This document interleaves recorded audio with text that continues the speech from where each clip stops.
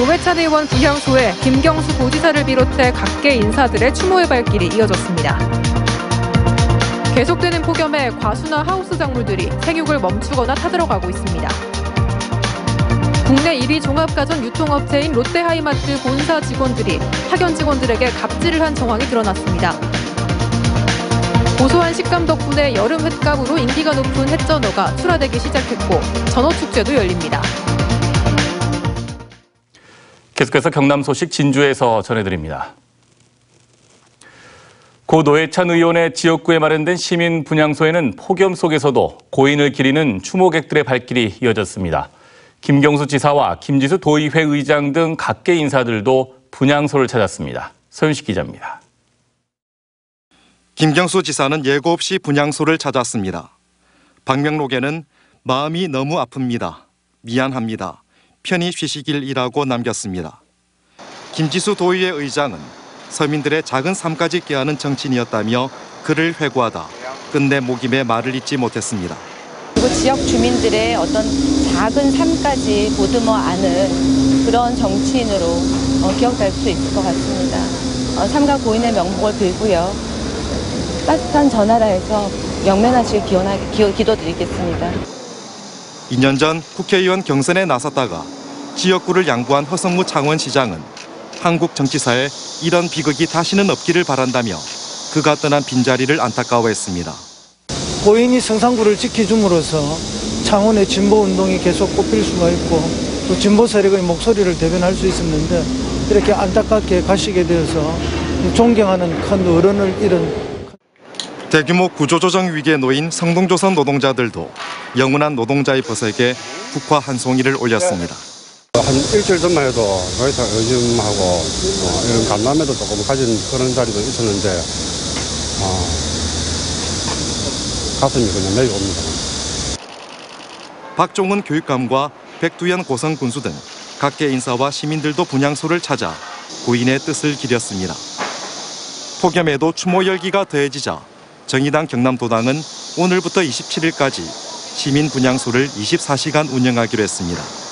MBC 뉴스 서윤식입니다. 꺾일 줄 모르고 계속되는 폭염에 농촌도 비상에 걸렸습니다. 지나친 고온 현상에 과수나 하우스 작물들이 생육이 멈추거나 타들어가는 피해가 우려됩니다. 보도에 윤주아 기자입니다. 진주의 한 단감 과수원.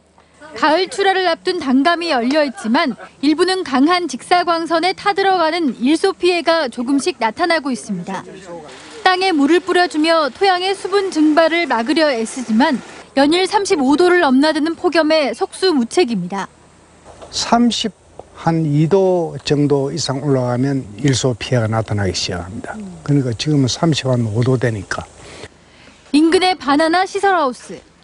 바나나 재배의 적정 온도는 20도에서 35도 사이지만 오전에 이미 하우스 안 온도는 38도를 넘어섰습니다. 차광막을 치고 스프링클러로 물을 뿌려주지만 고온 현상이 계속되면 생육에 지장을 줄 수밖에 없습니다. 바나나가 아무리 열대 작물이라고 해도 이게 너무 고온기에서는 작물 자체가 성장을 못하고 생장을 못하거든요. 그래서 저희도 할 수 있는 한 최대한 시원하게 해주려고. 연일 계속되는 가마솥 더위에 작물의 생육 부진과 수확량 감소 등 농작물 피해에다 영농 시기를 놓칠 수 없는 농민들의 건강도 걱정입니다. 더워서 못하고 한 게네. 아침 시원할 때만 하고 다시 더우면 들어와서 나무에 쉬고.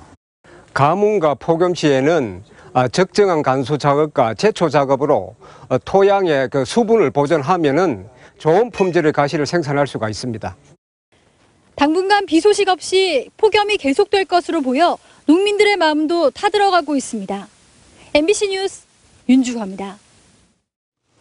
올해 첫 적조주의보가 발령됐습니다. 국립수산과학원은 오늘 오전 10시를 기해 전남 고흥군에서 남해군 해역에 적조주의보를 발령했습니다.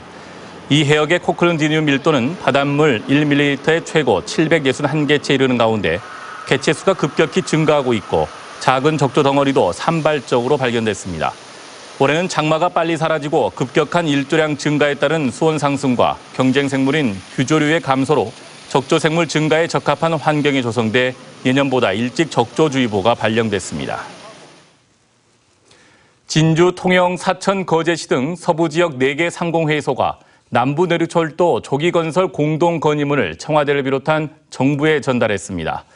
이들은 건의문에서 김천에서 거제를 잇는 남부내륙철도는 낙후된 서부경남 발전을 위한 수건사업으로 역대 대통령의 공약 사업이었지만 정부는 경제성을 이유로 예비 타당성 조사를 통과시키지 않고 소극적인 태도로 일관하고 있다고 지적했습니다.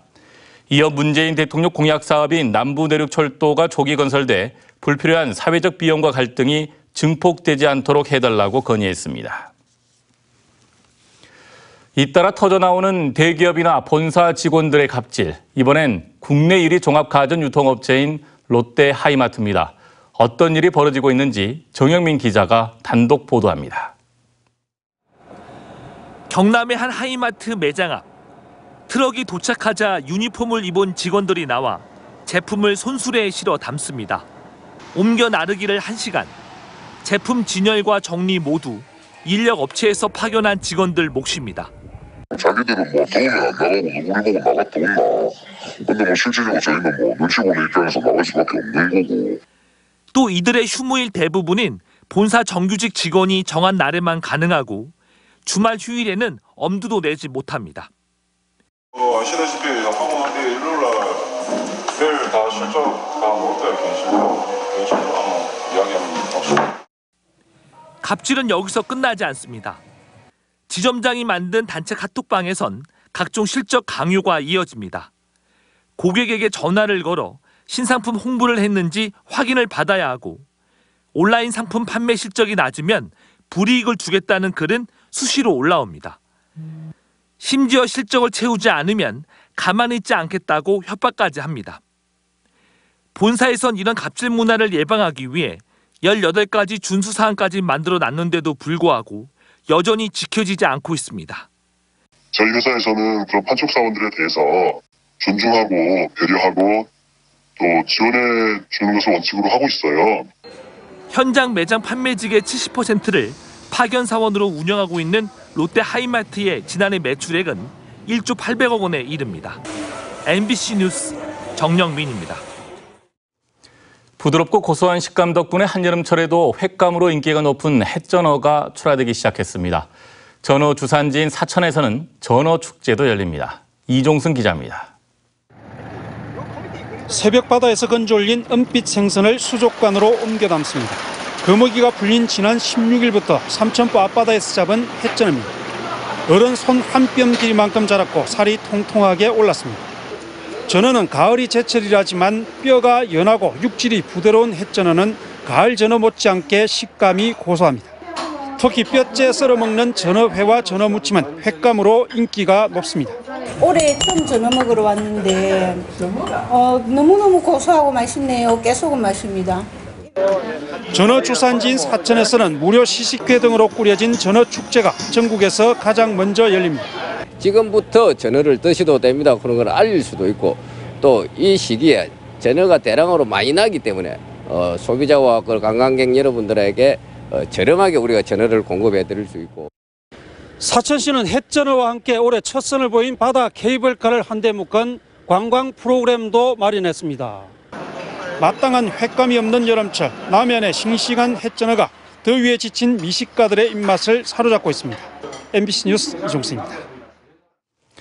다음 소식입니다. 최근 부산 먹는 물 정책 토론회에서 남강댐, 합천댐 도수터널로 식수를 확보할 수 있다는 조사 결과가 공개된 것과 관련해 경남 환경단체가 남강댐물 취수 논의를 즉각 중단하라고 주장했습니다. 이대로 오늘 경남도청에서 연 기자회견에서 부산 식수 확보를 위해 다시 남강댐을 건드리는 것은 인구와 자본이 집중된 거대 도시를 위해 영세한 지역에게 희생을 강요하는 행위이고 이는 결국 지리산댐 건설 계획과 다름없다며 중단을 촉구했습니다. 진주 남강유등축제가 무료화 수순을 밟고 있는 가운데 생활정치 시민네트워크 진주가치가 오늘 진주시청에서 기자회견을 열어 축제 유료화 3년에 대해 사과할 것을 주최 측에 요구했습니다. 이들은 축제 자립화 미명 아래 유등축제를 유료화하고 가림막을 설치해 진주 시민은 하루아침에 주인에서 객으로 전락했고 전국적으로 축제의 명예가 실추됐다며 주최 측인 진주시와 지역예술단체는 무료화 이전에 철저한 자기 반성과 사과부터 하라고 밝혔습니다. 경남 비정규직 노동자 지원센터는 오늘 도의회에서 기자회견을 갖고 경남 청소년 노동인권 교육조례 제정을 촉구했습니다. 비정규직 노동자 지원센터는 최근 경남 지역 청소년을 대상으로 노동 실태를 조사한 결과 조사 대상의 56.8%가 근로계약서를 작성하지 않았고 일부는 불법적으로 심야 노동과 휴일 노동을 강요당하고 있다며 조례 제정의 필요성을 주장했습니다. 진주시가 다음 달부터 시청 청사와 지하 주차장을 상시 개방하기로 했습니다. 그동안 보안상의 이유로 업무 시간 외 출입을 차단해온 진주시는 시청 지상과 지하 1층 주차장은 24시간 개방하고 시청사 1, 2층은 평일에 오전 8시부터 오후 8시, 주말과 공휴일인 오전 8시부터 오후 6시까지 각각 개방한다고 밝혔습니다. 또 시청을 방문하는 민원인을 위해 카페테리아를 운영해 청사를 휴식과 문화 공간으로 활용할 예정이라고 덧붙였습니다. 사천시의 대표 관광지인 노산공원 일대의 급경사지 정비 사업이 준공됐습니다. 이 일대는 해빙기나 우수기 때 낙석과 수목 쓰러짐, 토사 유실의 위험이 커 붕괴 가능성이 우려됐던 곳으로 사천시가 23억 원을 들여 정비 사업을 마무리함에 따라 주민과 관광객들은 공원을 안전하게 이용할 수 있게 됐습니다. 최근 잇따르고 있는 어린이 차량 내 갇힘 사고를 예방하기 위해 산청군이 오늘과 내일 관내 모든 어린이집의 통원 차량에 자는 어린이 확인 안전벨을 설치합니다. 안전벨은 차량의 맨 뒷좌석에 설치돼 시동을 끈 뒤 확인 버튼을 누르지 않으면 사이렌이 울리고 홀로 남겨진 어린이가 누를 수 있는 버튼도 설치돼 이중으로 사고를 막을 수 있습니다. 경상남도가 오늘 도정회의실에서 주식회사 건화 등 9개 업체와 투자 협약을 맺었습니다. 진북 일반산업단지에 350억 원을 투자해 건설기계장비 공장을 짓는 건화를 비롯해 9개 업체는 모두 2,775억 원을 투자해 600명의 신규 고용이 예상됩니다. 특히 석임의 일반산단에 300억 원을 투자하는 주방용품 제조기업 킴스쿡은 중국 공장을 철수하고 경남으로 돌아오는 경남 복귀기업 1호입니다. 이 자리에서 김경수 지사는 기업의 투자는 일자리를 늘리는 소중한 기회라며 애로사항은 경상남도가 직접 해결하겠다고 밝혔습니다. 올해 상반기 경남의 땅값 상승률이 전국 평균을 밑돌았고 거래량도 크게 줄었습니다. 국토교통부에 따르면 올 상반기 경남의 땅값은 전년 대비 1.47% 올라 전국 평균이 2.05%를 밑돌았고 토지 거래량은 최근 5년 동안 상반기 평균보다 14.3% 줄어든 10만 2천 필지로 집계됐습니다. 지금까지 진주였습니다. 고맙습니다.